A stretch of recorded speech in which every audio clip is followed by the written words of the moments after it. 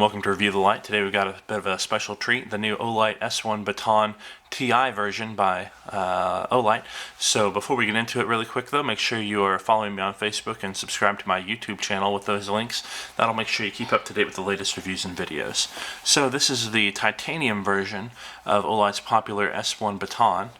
I'll give you a look at each face of the box there so you can pause it if you want to see any of those more closely. And we'll open it up.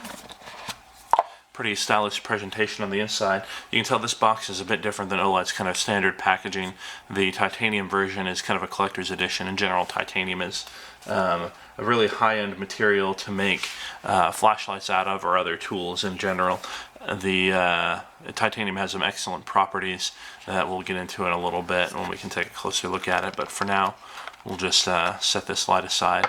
As I was saying, the collector's edition box is a bit different than normal, and this looks pretty stylish here. I don't think they specifically call it a collector's edition, but that's just kind of the feel that I get. So the accessories it comes with, like it states on the little box there, it has the lanyard and a CR123A battery and a little traffic wand. So we'll show how that works in a moment. And then also in the box is the manual. I'll show you that manual for a second, then you can pause it and take a look closer at any of the pages if you desire to. So there's the manual, and really quick, it does claim that its maximum is 480 lumens. I'll be testing that and the other claims in the full review, and you can see that in the link that I'll put in the description when the full review is done. So the light itself here, like I mentioned, it was titanium. If I can get my camera to focus here, that'd be nice. Let's see if I can. I'm having a little bit of focusing troubles, and I apologize for that. But titanium, the interesting thing about, I guess the most functional thing about titanium is that it's got excellent strength to weight ratio. So if you have the same weight of titanium as some other material like steel or something like that, it's going to be a lot stronger. Or if you want the same strength, then you can make your titanium a lot thinner, like use less material. So its weight compared to aluminum for the same volume is a little bit more. So titanium lights, in general, if they just use the same dimensions as like the aluminum version, they're a little bit heavier. Comparing between these two, I can't feel a lot of difference between the aluminum version and the titanium version here, but that may just be because my hands aren't sensitive enough on this small scale. But in general, titanium is going to be a little bit heavier than aluminum, but a ton stronger.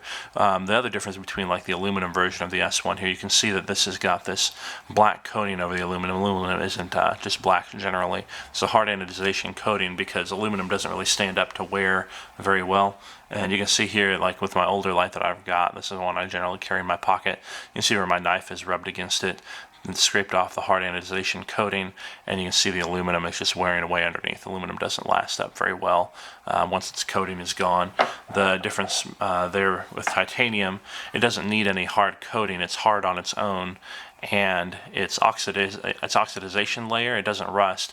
It oxidizes in the air, and its oxidization layer is just a clear and really pretty looking finish. So this is a bead blasted version. It's not the natural layer, but you can tell here this just looks really nice, and titanium is going to stand up to wear over time a lot better. So taking a look at the light, we've got an XML2 emitter here underneath a total internal reflection lens. The nice thing about this lens setup compared to like a reflector is it's going to focus the light in a smaller space, so your overall length of your light can be smaller with the use of that lens. It does change your beam pattern a bit, and I'll compare that to like the reflector version when I take it outside later.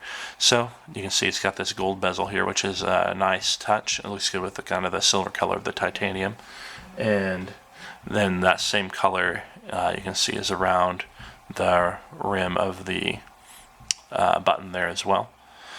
You can just get a good look at here. The rest of the body shape is the same as with the aluminum version. And there is a magnet in the tail still, and you can kind of see them repelling each other there. They both have a magnet in the tail. It's a nice feature. And then you can see the clip here is a removable clip. You can pull that off. It takes a pretty good amount of force, but you can pull it off like that. It clips right back on. You can see the Olight logo, or excuse me, the model name on one side and the Olight logo on the other side. So we'll open it up and take a look inside. At the bottom there you can see the small spring that makes the connection with the positive battery terminal. And here's the one that, or excuse me, this is the positive battery terminal and this is the negative on the S1. Let me see if I can find it. Oh, here, it's hiding behind the clip.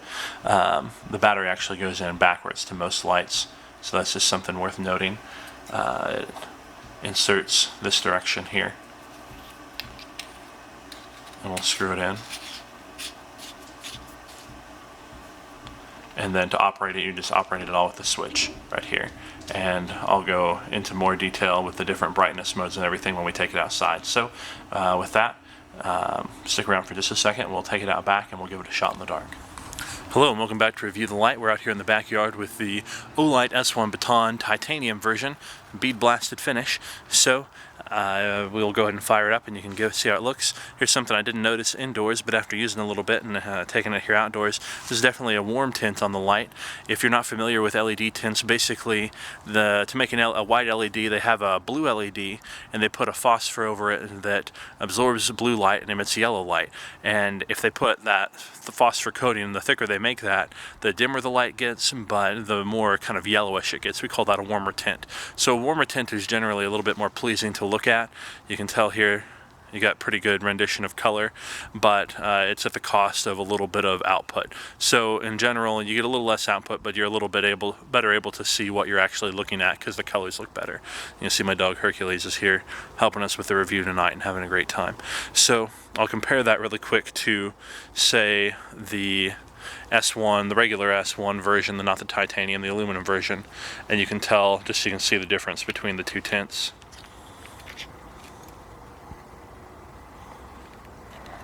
I'll get them on the same brightness mode. So here you can see the difference. The one on the left is the regular aluminum S1 with the cool tint. The one on the right is the titanium S1 with a warm tint. So it's a matter of preference, what you like better. I'm a big fan of warm tints. I think they're just a lot easier to use for long periods of time. Just kind of easier on the eye, especially at nighttime. So that's that. I'll also, for a little bit of comparison, show you compare it to an old reflector-based version of a similar light, the Olight's M10 Maverick.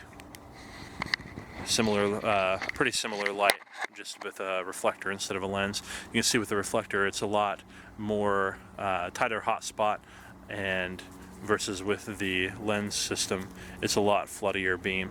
So with a lens, like I said, it makes the light a lot shorter overall. It makes it a lot more compact, and your beam is floodier. So if you want a tighter beam, you'll probably want the reflector. If you like the floodiness and the compactness, then the lens system is great. So that's the comparison there. I don't believe I've gone through all the user interface yet, so I'll just show you that really quick. Basically, to turn the light on and off, you just click the switch, and it goes back and forth between off and whatever mode you use last. To change the output mode, you hold down on the switch for about a second, and it starts rotating through. So here I've got low, medium, and high, and I'll just rotate through those.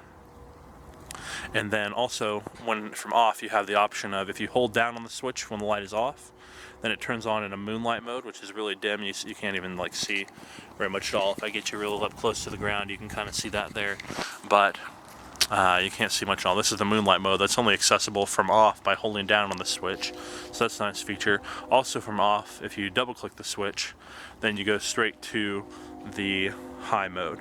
So you always have straight access to the moonlight mode or the high mode from off, which is really an excellent feature. One of my favorite features of a lot of Olights and other brands that use that same technique. I really appreciate. The last thing is, while light's on, if you do a triple click, then you get into the strobe mode, and there's just the one regular strobe mode there. So that's that. So this is the Olight S1 titanium version, and it's been a pleasure reviewing this light. Just a lot of fun to use and a lot of fun to look at. Thanks for stopping by Review the Light. If you haven't yet, remember to click right up here to follow me on Facebook, down here to subscribe to my YouTube channel. Thanks and have a great night. And I apologize, I almost forgot, but I wanted to show you the wand. A little too bright there. Here's the wand. So it's a nice little kind of short stubby wand. You can see it's about the same size as the light itself. So nice feature if you want to be well seen, draw some attention, or if you want to use it like a candle in a tent or anything like that. It's pretty nice. And also it's glow-in-the-dark material, so even after you turn the light off, the wand will continue to glow. That's a lot of fun to play with, and another nice feature. So there's that. I'll just show you. Say I, want to light up an area, I can just kind of set it out there. That didn't work because it landed face down, but here, we'll try setting it up right. And you can kind of, if I back up, you can get an idea of how it lights up the whole area pretty well. It's a lot of output from such a tiny light, so that's kind of fun. So, again, thanks for stopping by. Review the Light, subscribe. Have a good night.